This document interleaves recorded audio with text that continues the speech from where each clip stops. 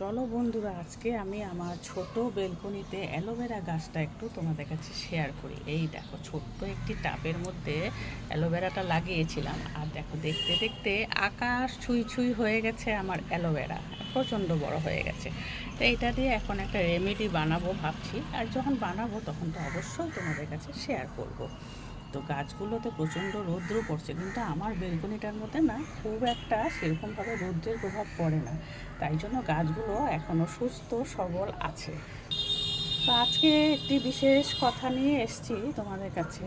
কিছু বন্ধুরা আছে, সবাই না, কিছু দুজন কি তিনজন বন্ধু আছে, আমার ভিডিওতে ডিসলাইক দিয়ে যাচ্ছে।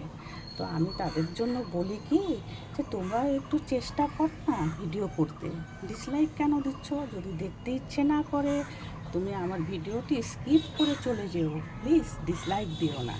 আর যদি পারো, সম্ভব হয়, নিজে করতে চেষ্টা করো, তাহলে সে না বুঝবো যে তোমার মধ্যেও আমার মতন ক্রেডিট আছে। আমি তো অনেকের ভিডিও দেখি, কিন্তু ডিসলাইকে কোনো দিনও আমার হাত যায় না, কারণ আমার মনোবৃত্তি তেমন না। আর যারা ডিসলাইক দেয় তাদের বোঝা যায় তাদের মনোবৃত্তিটা, তারা খুব ছোটো মনের মানুষ, মানে খুবই ছোটো মনের মানুষ যারা নাকি ডিসলাইক করে। পারলে কাউকে এনকারেজ করতে চেষ্টা করো, ডিসকারেজ করো না, কেমন? আর তোমরা কি ভাবছো যে তোমরা যারা ডিসলাইক দিচ্ছ আমি ধরতে পারছি না? আমি কিন্তু ঠিক ধরতে পারছি যে কে বা কারা আমার শর্ট ভিডিওতে এসে ডিসলাইক দিয়ে যায়।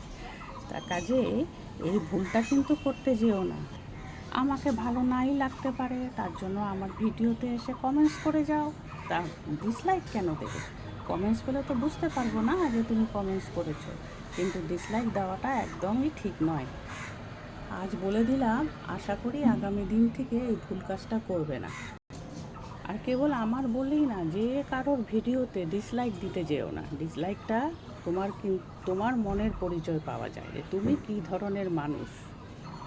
ডিসলাইকটা একটা খালি ভিডিওর পরিচয় না, ডিসলাইক যে দিচ্ছে তার কিন্তু সম্পূর্ণ পরিচয়টাই পেয়ে যাচ্ছি, যে মানুষটার মানে মনোবৃত্তিটাই এই ধরনের, যে ডিসলাইকে আঙ্গুল দিতে খুব পছন্দ করে। না বলে পারলাম না, কিছু মনে করো না, যদি ভুল হয়ে থাকে ক্ষমা মার্জনা করে দিও।